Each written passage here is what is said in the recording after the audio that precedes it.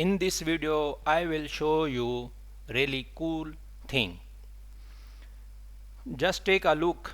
We generate this image with AI using Thumbnail Forge AI based tools where you can generate YouTube thumbnails.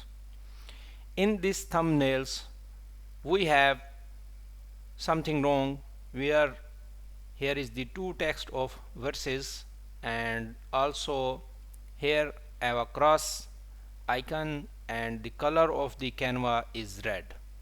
So how you can edit a image generated by AI without regeneration or spending your credits or your tokens? Simply you have to open Canva, and here is the magic layers option. Click on it, select media, then you have to click on your thumbnail or your images, and here it will be automatically build a layer of the images.